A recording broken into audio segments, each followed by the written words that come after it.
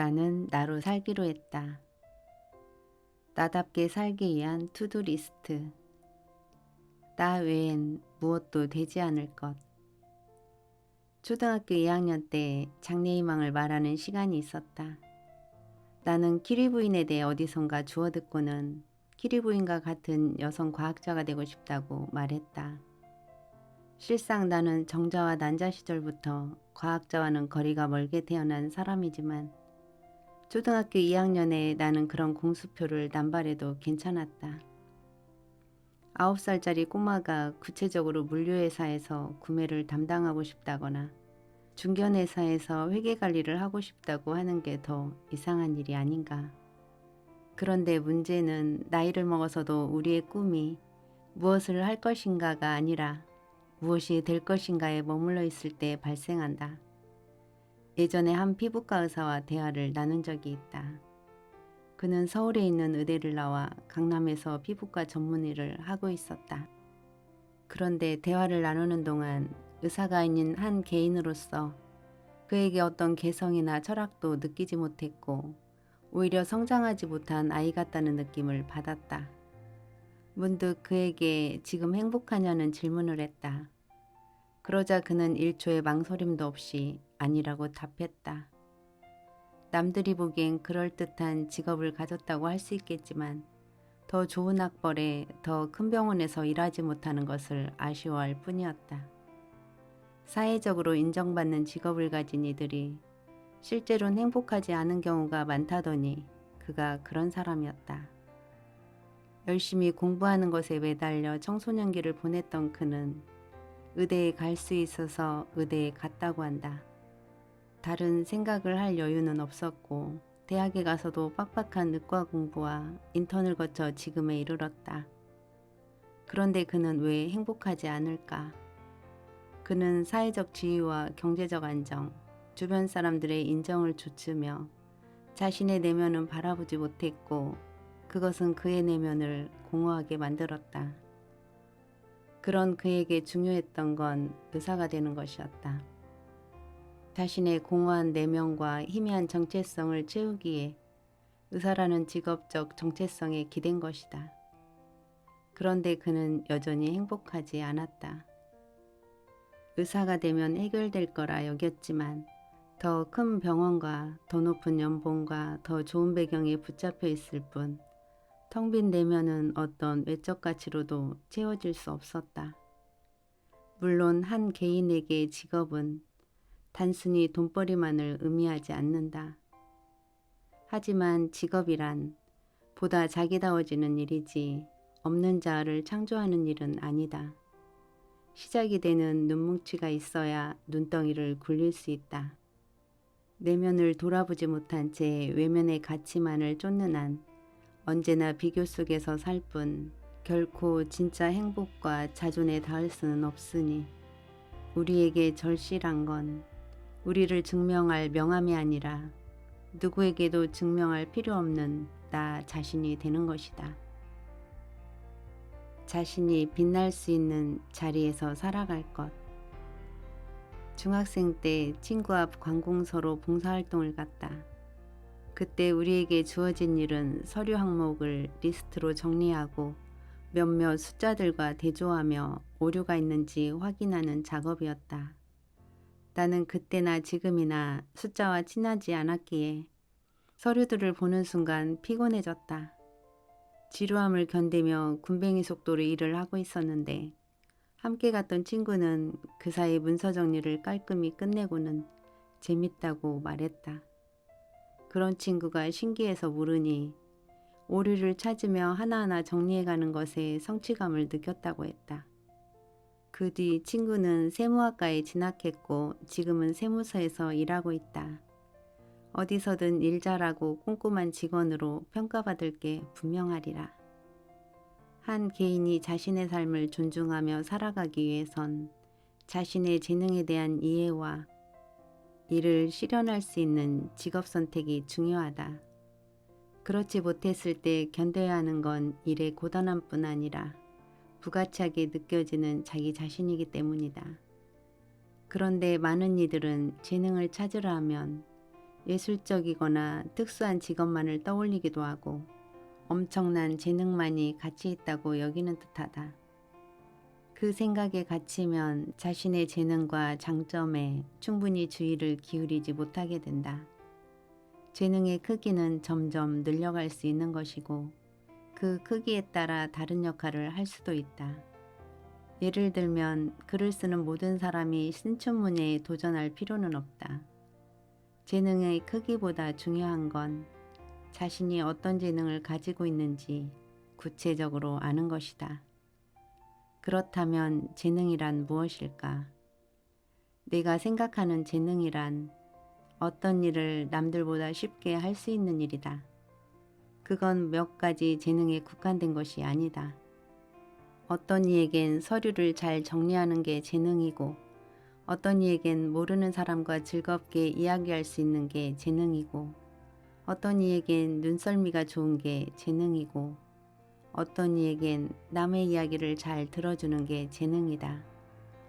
이러한 재능은 그림을 그리는 것이나 노래를 부르는 것처럼 쉽게 눈에 띄진 않는다. 그렇기에 자신의 재능과 장점을 발견하기에 충분히 주의를 기울이고 자신의 재능에 적합한 직업 혹은 일자리를 찾아야 한다. 당신이 무엇을 좋아하는지, 남들보다 쉽게 할 수 있는 것은 무엇인지 적어보자. 잘 모르겠다면 인터넷을 통해 다중지능 검사를 해볼 수도 있다. 다양한 방법을 통해 자기 자신을 알아가야 한다. 그 과정을 통해 당신이 원하는 것과 잘할 수 있는 것 사이에 교집합을 찾자. 물론 쉽지 않을 것이고 시간이 걸릴 수도 있다. 하지만 자신의 삶에 그 정도의 관심과 노력조차 기울일 생각이 없다면 타인은커녕 스스로의 존중도 얻기 어려울 것이다. 과민해지지 않을 것. 친구가 교통사고를 당한 적이 있다. 횡단보도를 건너는데 멈춰있던 차가 갑자기 달려들었다고 한다. 초보 운전자의 실수였는데 다행히 크게 다치진 않았다. 그런데 나는 그 이야기를 들은 후 길을 건널 때면 차가 멈춰 있어도 불안했다. 불안이란 과거의 부정적이고 공포스러운 경험으로 인해 다시 그 일이 반복될지도 모른다는 막연한 예감이다. 산전수전을 다 겪으면 웬만한 일에는 의연한 어른이 될 것 같지만 부정적인 경험에 누적량이 많아지기 때문에 나이가 먹을수록 불안감도 커질 수밖에 없다. 그리고 그 부정적인 경험은 친구의 사고에서 불안감이 전이됐던 것처럼 간접적으로도 영향을 받을 수 있다. 우리는 불안한 일이 너무 많은 세상에서 산다. 미디어에서는 각종 사건 사고를 생생하게 전달한다.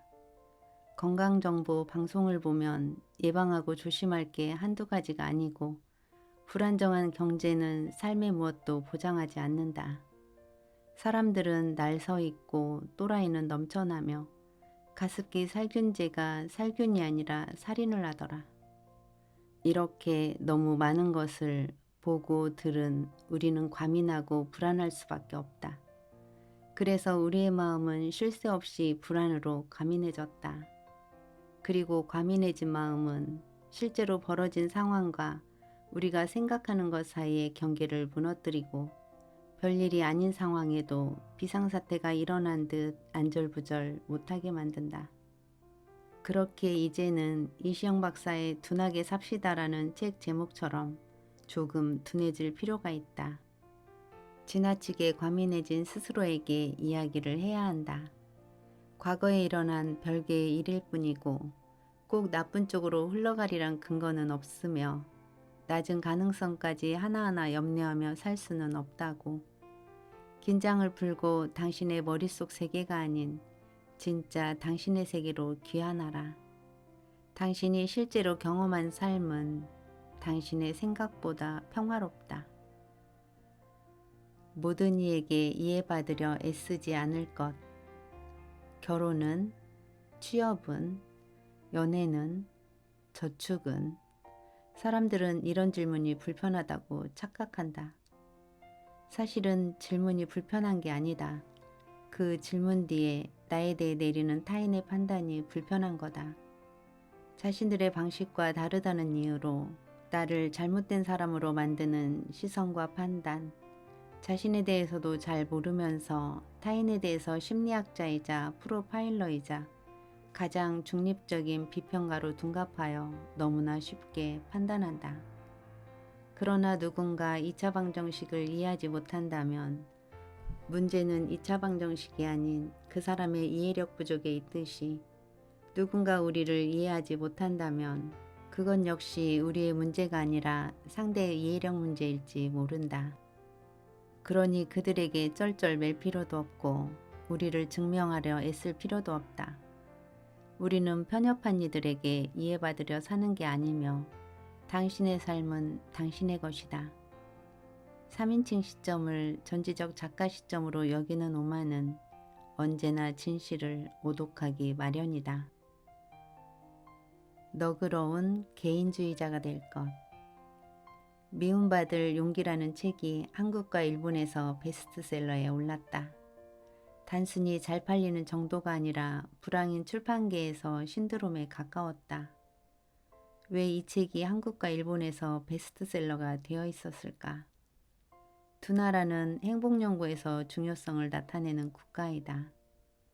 높은 경제 수준에 비해 행복도가 눈에 띄게 낮기 때문이다. 왜 그럴까? 개인주의는 행복감을 느끼는 데 중요한 문화적 특성으로 개인주의가 강할수록 소득과는 별개로 사회 구성원의 행복감은 높아진다. 반대로 경제 수준이 높다 해도 개인주의가 충분히 발달하지 못한 국가는 그에 상응하는 행복감이 따라오지 못한다. 초집단주의 사회인 한국과 일본이 이러한 경우이다. 그렇다면 집단주의의 어떤 면이 개인의 행복을 가로막는 걸까? 집단주의 사회에선 집단의 목표와 화합을 개인의 자유보다 우선시하며 집단의 존속을 위해 개인을 통제하기도 한다. 그것만으로도 꽤 지치는 일인데 더 큰 문제는 통제의 수단에 있다. 사회가 개인을 통제하는 수단으로 개인주의 사회가 주로 개인의 죄책감을 사용한다면 집단주의 사회는 주로 수치심을 사용한다. 죄책감이 스스로에 대한 부끄러움이라면 수치심은 타인을 통해 바라본 자신에 대한 부끄러움이다. 그래서 우리는 서로를 통제하며 끊임없이 타인을 의식하도록 요구받는다. 역지사지라는 가르침 속에 타인의 시선에서 자신의 행동을 점검하고 그 결과 보란듯이 잘 살겠다, 남부럽지 않게 살고 싶다 같은 쓸데없는 말을 하는 거다. 이 과도한 타인의 의식은 마음의 CCTV를 설치하는 일이라서 누군가 나를 지켜보고 있다는 생각에 우리는 긴장되고 불안하다. 그렇기에 한국과 일본에서 미움받을 용기라는 책이 신드롬에 가깝게 팔려나갔다는 건 그만큼 타인의 시선을 두려워하며 살아간다는 방증이자 집단주의에 살고 있는 우리의 피로도를 보여주는 것이다. 우리가 집단주의 사회가 된 이유는 공동노동이 필요했던 농경사회의 영향을 받았다는 추론이 지배적이다. 하지만 이젠 다 같이 모여서 벼농사를 짓고 살 것도 아니지 않나. 우리에게 미움받을 용기보다 필요한 건 합리적인 개인주의다. 무조건 물 건너온 서양 것이 좋다는 게 아니라 지금의 집단주의 문화는 득보다 실이 많기 때문이다. 게다가 연구에 따르면 개인주의는 반사회적 행동에 가까울 거란 통념과는 다르게 친절함과 관대함, 사회적 협동과 연결되어 있다. 있는 그대로의 서로를 존중하기에 더욱 따뜻한 관계가 맺어질 수 있는 것이다. 지금 우리에겐 두 가지 변화가 필요하다. 하나는 타인의 삶을 지나치게 관심 두고 참견하지 않는 것인데 이건 일종의 감수성을 키우는 문제다. 그리고 다른 하나는 타인의 반응에 지나치게 예민해지지 않는 것이다. 각자의 삶의 방식과 가치관을 인정하며 함께 살아가는 법을 배우자. 나 역시 완벽하지 않지만 노력하고 있다. 나와 당신이 조금 더 행복하기 위하여 나에게도 타인에게도 혜자스러움을. 모든 사람과 잘 지내려고 욕심내지 말 것. 이웃 할머니가 친구네 집에 놀러와 다음에도 가끔 집에 놀러와도 되냐고 물었다. 거절을 잘 못하는 착한 친구는 그래도 된다고 했다. 그랬더니 그 다음에는 수상한 종교를 설파하는 손녀가, 그 다음에는 손녀와 친구들이 불쑥 찾아왔다. 어딜 가나 친절한 사람을 난처하게 만드는 사람들이 있다. 그래서 때때로 친절에 브레이크를 걸어야 한다. 상대가 불편해할지라도 때론 나의 요구를 이야기해야 하고 거절을 해야 하며 단호하고 깐깐하게 굴기도 해야 한다. 물론 그게 쉬운 일은 아니라서 나 역시도 종종 고민을 한다. 상대에게 내가 계속 좋은 사람으로 남아도 될 것인가? 나의 불편함의 크기는 용인할 수 있는 정도인가? 그런데 만약 좋은 사람으로 남았을 때 자신이 감당해야 할 불편함과 손해가 크다면 기꺼이 깐깐한 사람이 되는 편이 낫다. 계산적인 사람이 되는 것과 자신의 정당한 몫을 지키는 건 전혀 다른 문제다. 게다가 내가 애써 지킬 만큼 상대가 좋은 사람이라면 나의 요구와 거절을 이해해 줄 것이고, 나의 요구와 거절에 쉽게 빈정이 상한 사람이라면 나도 그 관계를 지키려고 애써서 노력할 필요가 없다. 우리는 타인의 몫을 넘보지는 않아야겠지만 자신의 몫은 지켜야 한다. 그렇게 모든 사람과 잘 지낼 수는 없다. 미안하지만 우리의 1순위는 언제나 나 자신이다. 지금의 관계에 최선을 다할 것. 10대에서 20대로 그리고 다시 30대로 넘어오며 나의 친구 리스트는 몇 차례 개편이 있었다. 한결같이 높은 랭킹을 차지하는 친구도 있고 이제는 멀어져 연락조차 사라진 친구도 있으며 새롭게 인연을 맺어 많은 부분을 공유하게 된 친구도 있다. 지나온 관계들을 곱씹어 생각하면 언제까지나 장수할 것 같던 우정이 조기 종영을 맞이했을 때 그 관계를 유지하지 못한 것에 대한 자책감과 함께 불안함이 든다. 과거의 나는 왜 더 성숙하지 못했을까? 지금의 나는 과연 얼마나 달라졌을까? 하지만 생각해보면 상대방에게도 한계가 있었듯이 나에게도 한계가 있었을 뿐이고, 살며 맺은 모든 관계를 누적시키며 살 수는 없기에 연약한 관계는 마모되어 사라졌을 뿐이다. 우리가 특별히 잘못된 사람이 아니라 알고 보면 우정의 종료는 누구의 삶에나 일어나는 보편적인 일이다. 그러니 떠나간 관계에 대해 스스로를 지나치게 탓하지도 남겨진 것에 겁먹지도 말자. 대신 지금 내 곁에 있는 사람들에게 좋은 사람이 되어주자. 지금의 나와 닮은 새로운 친구를 만나자. 당신이 누군가가 필요하듯이 누군가도 당신을 필요로 하며 완벽하지 않은 우리는 그렇게 서로에게 기대며 살아간다.